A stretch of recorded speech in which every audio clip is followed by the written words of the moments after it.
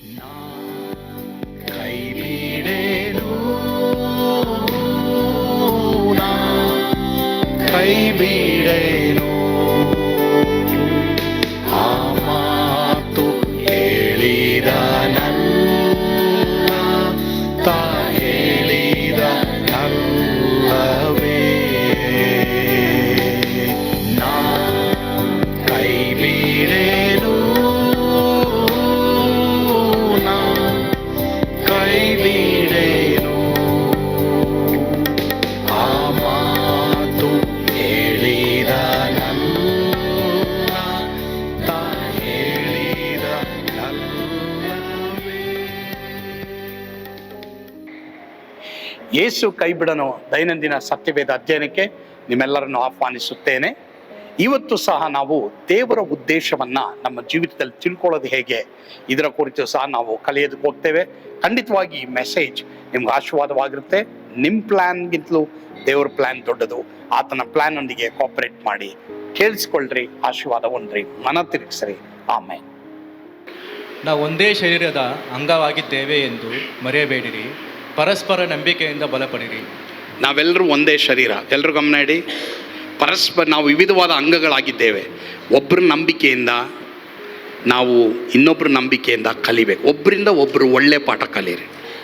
ನೀನು ನನಗೆ ಬೇಡ, ನೀನು ಇಲ್ಲೇ ಹೋದ್ರೂ ನಡೀತದೆ, ಹಂಗೆ ಹೇಳ್ಬೇಡಿ. ನಮಗೆ ದೇವರು ಇರಬೇಕು, ಮತ್ತು ದೇವರು ನಮ್ಮನ್ನು ಒಂದೇ ಶರೀರದ ಅಂಗಗಳಾಗಿಟ್ಟಿದ್ದಾರೆ. ಸೊ ಲರ್ನ್ ಲರ್ನ್ ಲರ್ನ್, ಕಲೀರಿ ಕಲೀರಿ ಕಲೀರಿ. It's very important. ಆವಾಗಲೇ ನಮಗೆ ದೇವ್ರ ಉದ್ದೇಶ ನಮ್ಮ ಜೀವನದಲ್ಲಿ ಗೊತ್ತಾಗುತ್ತೆ. ನೆಕ್ಸ್ಟು 11ನೇದಾಗಿ ದಯವಿಟ್ಟು ಸ್ತ್ರೀಯರಲ್ಲಿ ಓದಮ್ಮ. ಓದಮ್ಮ. ಜಗಳ ಗಲಾಟೆಗಳಿಗೆ ದೂರವಾಗಿರಿ, ಕುತರ್ಕ ವಾಗ್ವಾದಗಳಿಗೆ ದೂರವಾಗಿರಿ. ಜಗಳ ಗಲಾಟೆಗಳಿಗೆ ದೂರವಾಗಿರಿ, ಕುತರ್ಕ ವಾಗ್ವಾದಗಳಿಗೆ ದೂರವಾಗಿರಿ. ನಿಮ್ಮ ಮನೇಲಿ ಏನಾದರೂ ಜಗಳನ ಗಲಾಟೆನ ದೂರವಾಗಿರಿ. ಕುತರ್ಕ ವಾಗ್ವಾದಗಳಿಗೆ ದೂರವಾಗಿರಿ.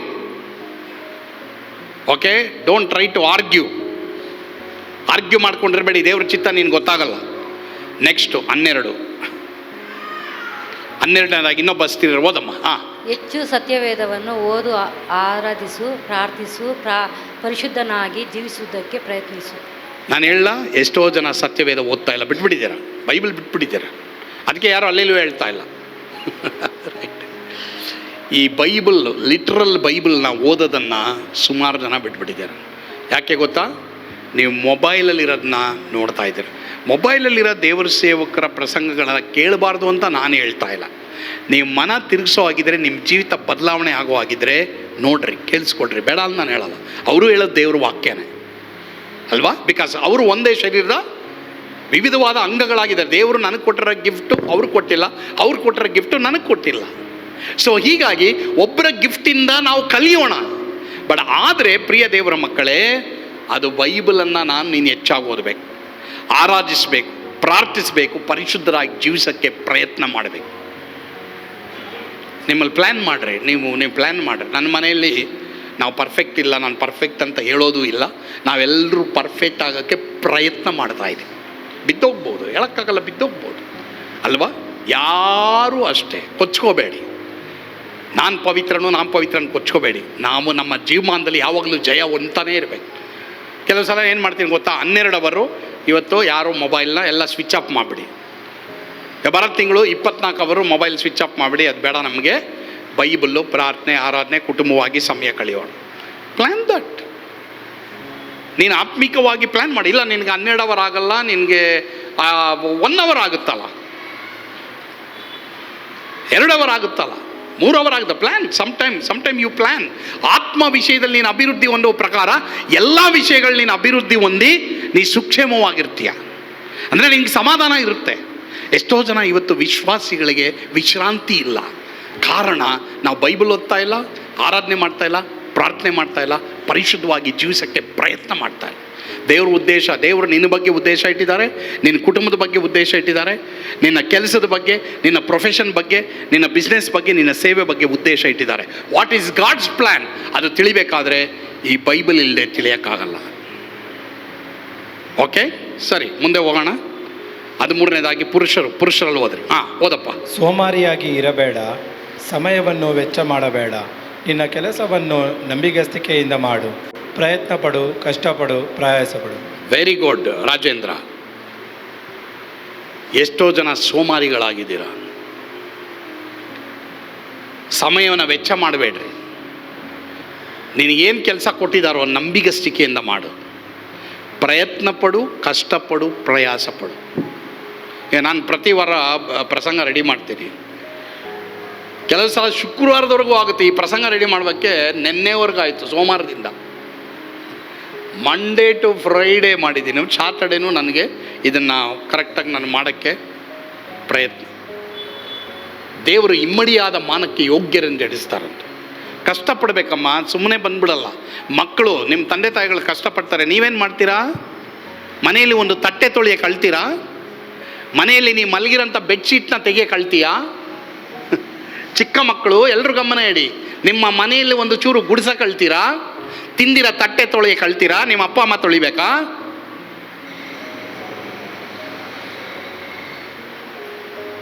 ಇಲ್ಲಿ ಬಂದರೆ ಈ ಪಾಸ್ಟ್ರು ಇದೇ ಹೇಳ್ತಾರೆ.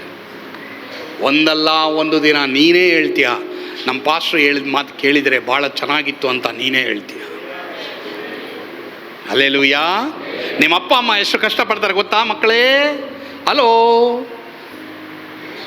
ಹಾಕ್ಕೊಂಡಿರೋ ಬಟ್ಟೆ ಒಗೆಯಲ್ಲ, ತಿಂದಿರೋ ಪ್ಲೇಟ್ ತೊಳೆಯಲ್ಲ, ಮಲಗಿರೋಂಥ ಹಾಸಿಗೆಯನ್ನು ತೆಗಿಯಲ್ಲ,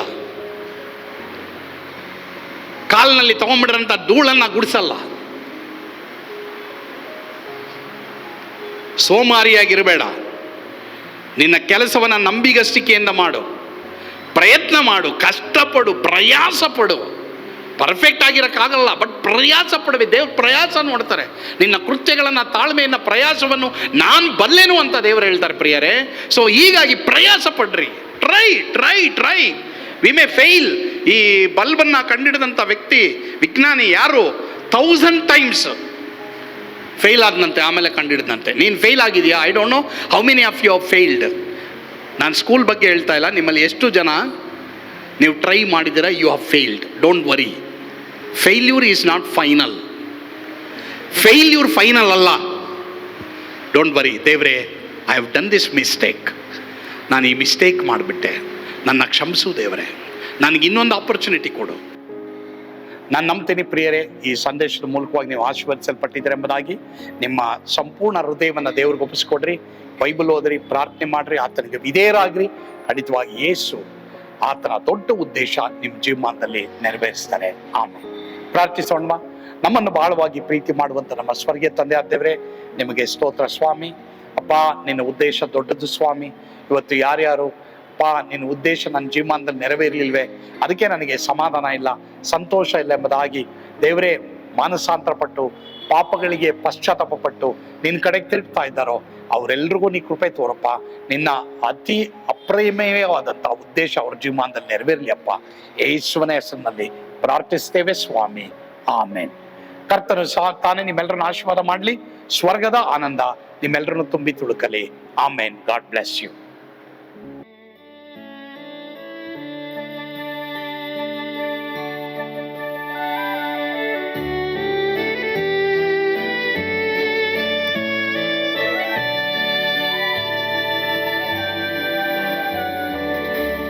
ಎಂತ ಅದ್ಭುತವಾದ ದಿನ, ನಾನೆಂದಿಗೂ ಮರೆಯೇನು.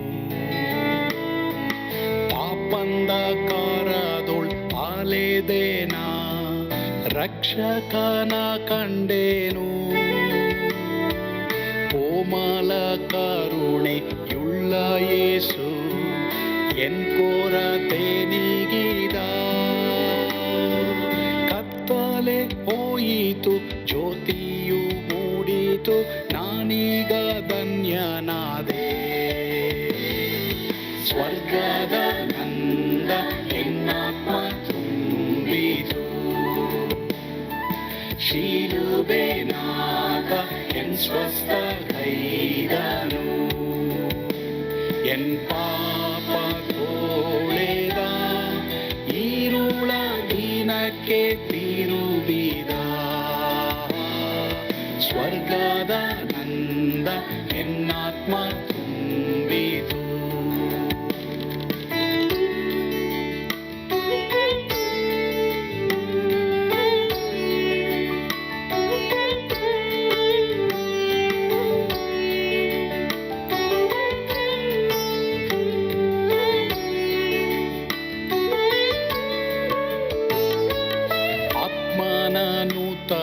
ಜನ್ಮದಿಂದ ದೇವಪುತ್ರನಾದೇನು. ನೀತಿ ನಿರ್ಣಯವ ಹೊಂದಿದೇನು, ಭಾಗ್ಯವಂತನಾದೇನು. ಪಾಪಾತ್ಮನಾಗಿ ನಾ ಬಂದಾಗಲೇ ಆಶೀರ್ವಾದ ಸಿಕ್ಕಿತು. ಕೃಪೆಯ ಮೂಲವೇ ರಕ್ಷಣೆ ಹೊಂದಿದೆ, ಸುನಾಮ ಕೊಂಡಾಡುವೆ. ಸ್ವರ್ಗದ ನಂದ ಎನ್ನಾತ್ಮ ತುಂಬಿತು. ಶಿಲುಬೆನಾಥ ಎನ್ ಸ್ವಸ್ಥಗೈದನು. ಎನ್ ಪಾಪ ತೋಳೆದ, ಈರುಳ ದಿನಕ್ಕೆ ತಿರುಗಿದ. ಸ್ವರ್ಗದ ನಂದ ಎನ್ನಾತ್ಮ ತುಂಬಿತು.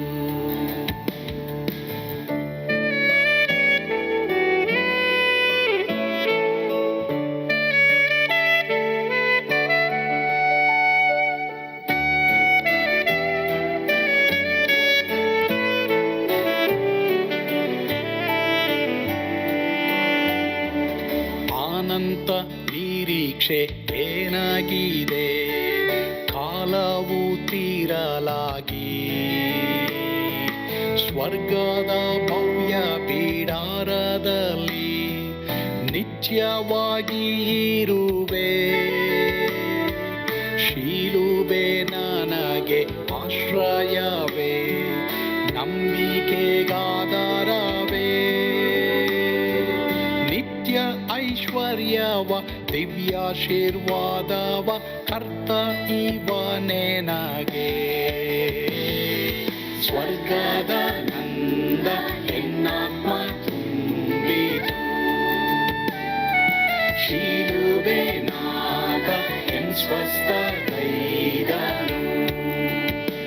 ಎನ್